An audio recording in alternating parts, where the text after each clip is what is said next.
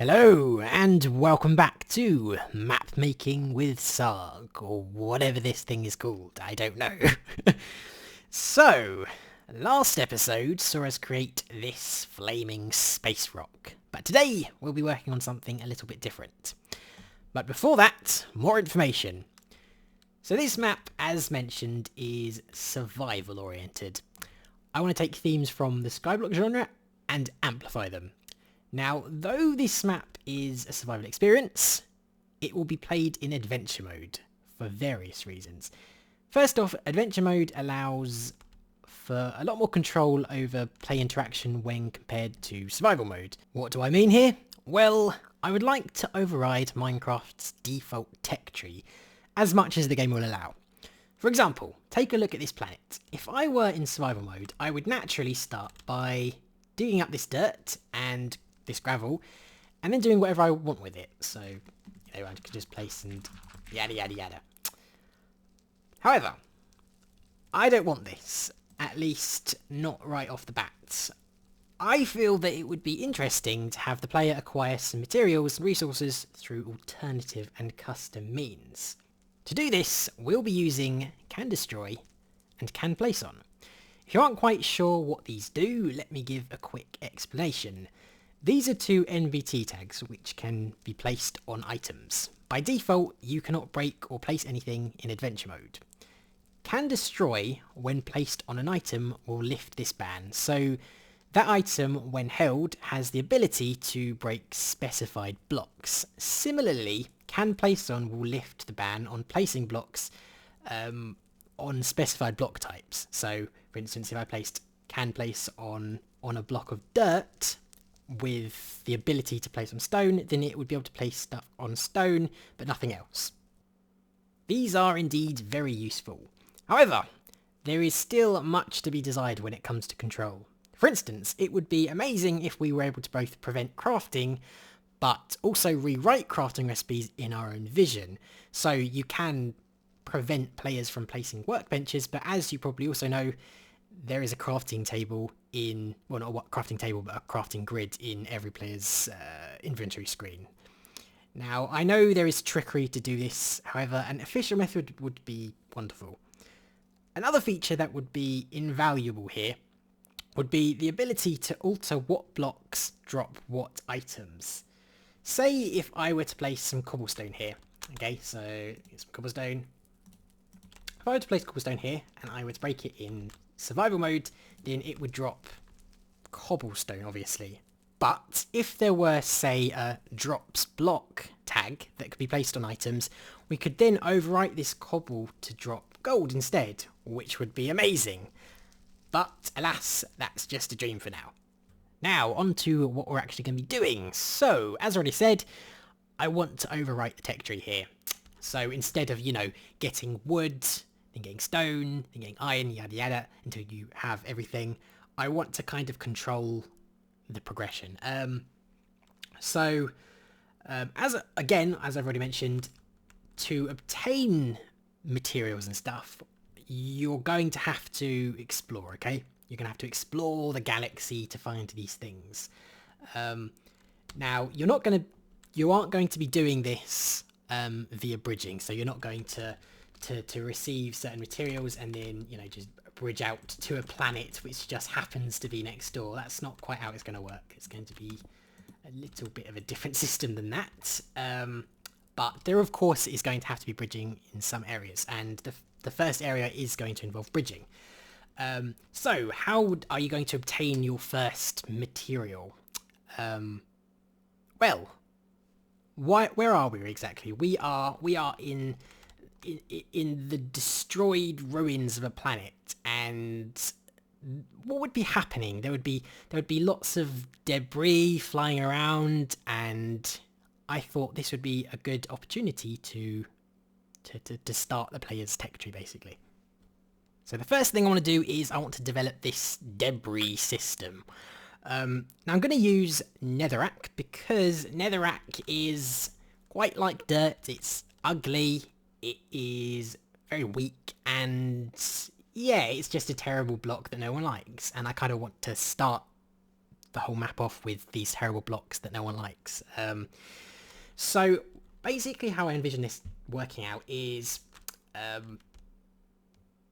every so often the planet is going to kind of be not, what's the word, not attacked, but like rammed with debris. So for instance, this is just a really basic manual example, but like not like that because that looks pathetic, but kind of, you can probably get what I mean. But like from the sky, the debris will come hurtling towards the planetoid and kind of give the player a block of netherrack basically, but kind of like in a cool way. Obviously it's not going to look like that because that just looks so stupid, but it's going to have like cool effects and everything. And yeah, let's get started with that.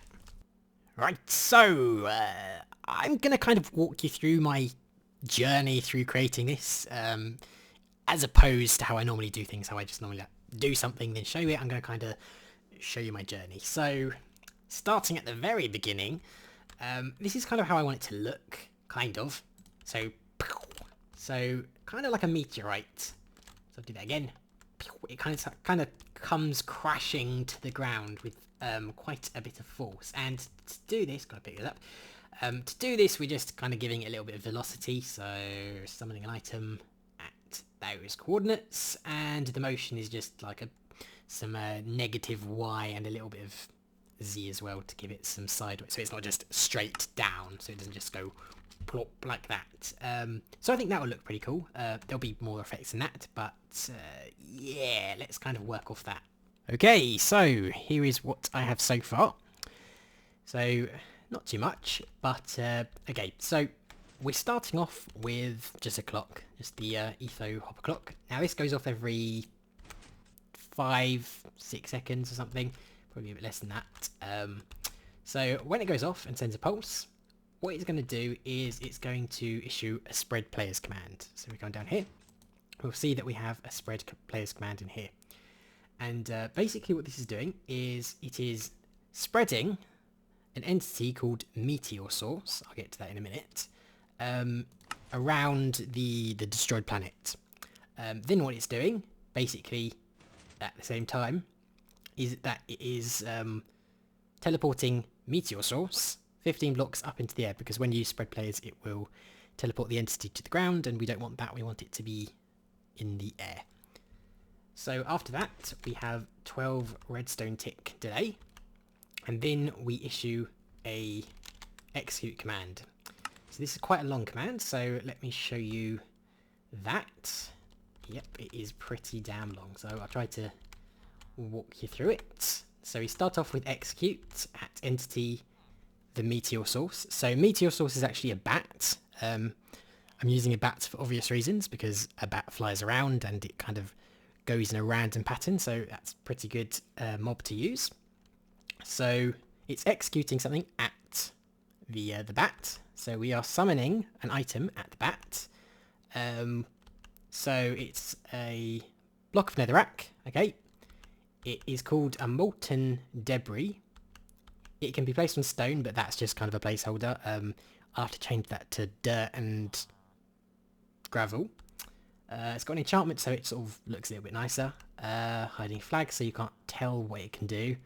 And yeah, it's just got a little bit of motion at the end, so that it doesn't just go straight down. And it's also invulnerable, and it's on fire, so that it kind of looks like it's flaming. And yeah, it's got quite a high age, so that it despawns within about 2 or 3 seconds of landing on the ground. Now let us test out, see if it works properly. I think it should. So yeah, currently nothing's happening because there isn't actually a bat in the area. So I have this spawn egg called a Meteor Source, and once I place it, it's going to start doing stuff. So I just place this down here, you'll see. When it says pulse, it means that the bat's been teleported somewhere, and that's basically when the meteorites are going to spawn. Oh, you can see, just went there. But obviously the bat was flying over there, so it didn't actually it didn't land on the asteroid. There it did, and you can see it kind of shoots there. So at the moment it's not too impressive. item entities have this annoying limitation where they only actually render about 16 blocks away, so oftentimes you can't actually see them coming, they kind of just appear out of nowhere. But if we kind of follow that back, we might be able to see them maybe. Yep, over there. So yeah, I'm not quite finished with this. We've still got some nice little special effects to add to make it look a little bit more impressive.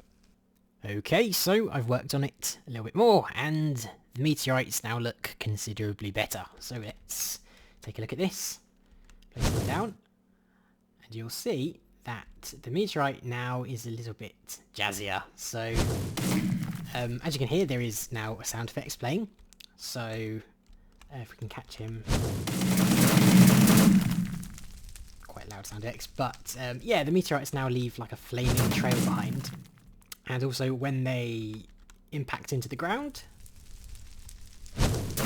there is like a big cloud. Now, what have we done since last time? Not too much, a little bit, but not too much. We have added 2 objectives to the mix. So we have Meteor Life and Meteor Floor Life. Now, these are both very similar, but they do slightly different things. Basically, they're both counters. So every tick, they will add a point to their respective objective. And on to how it works. So over here, we just have a little fill clock, which is just issuing commands rapidly.